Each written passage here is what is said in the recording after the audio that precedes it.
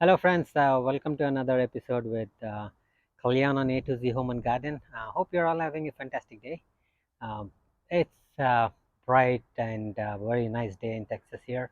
If you're liking my videos, please do subscribe, like, and share them with your friends. And also, don't forget to hit the bell icon so you get notifications in a timely manner. In today's topic, I'm going to cover how do you harvest your um, Indian sorrel. That is they call it Katta Palak in Hindi and Chukkaku in Telugu. When is the right time to harvest, and how do you know it's time to harvest and all? If you haven't seen my video on how to plant, how to sow the seeds, you might have want to see that. I will give you that in the description below. So without further ado, let's get started.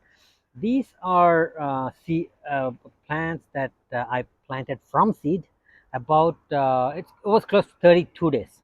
If you see, I've planted them very dense because I want to make use of the garden space as economically as possible. So this is dense, and these mostly do not have any known pest problems.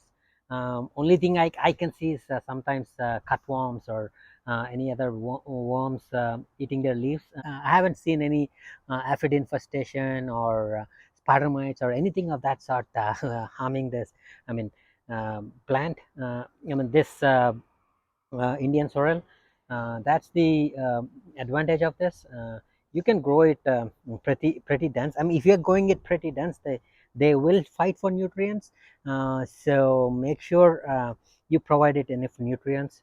So if you see, although I planted them very densely, how lush they are. That's because my soil has all the amendments that I put um, uh, the compost and the organic fertilizer that I give it. Okay, so let's see how do you decide when it's time to cut. So if you see closely, some of the tops here, these are the flowers that are forming. Okay, I shouldn't have left them so long.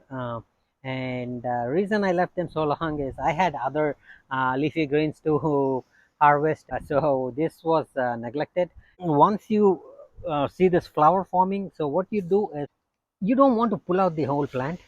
You want it to grow for another crop. So what you do is see how if you go to the bottom of the plant, it is branching. See here, that is where it started branching, and I am going to harvest these tops and leave the other part intact, so that can produce more.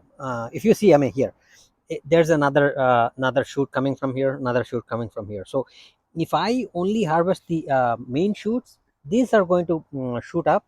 So the same thing, you do the entire, how much ever you want, do it for the entire harvest. Okay, see what I'm doing is the main stem here, that's what I'm taking off. Because that is bolting, right? You see the seed there, so that is what I want. And you could use the stem as well because it's so tender right now. Sometimes it becomes fibery, and that's when you want to discard the stem and use only the leaf. But right now I can use the stem. It's not it's not that fibery yet. So that's what I'm going to do. And pick the ones, here if you see, some of them have not bolted yet, so I'm not going to touch those. So anything that is that I feel has a flower on top of it, I'm going to cut those off first.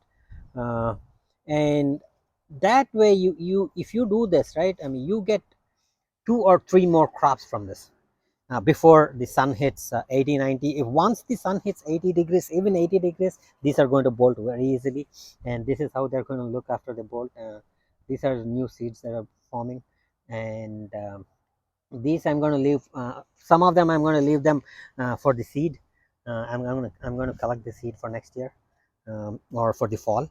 So that's how that's how you want to harvest these for a longer period. If you want to get abundant leaf for a longer period, that's how you harvest. uh, So this is how much I harvested. I'm gonna make dal out of this, and this is how I harvested it.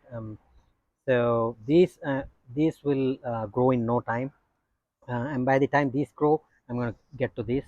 So yeah, and that's how I want to keep the rotation going. Mm, so that's about it. So if you are liking my videos, please do subscribe, like, and share with your friends, and do not forget to hit the bell icon so you get notifications in a timely manner.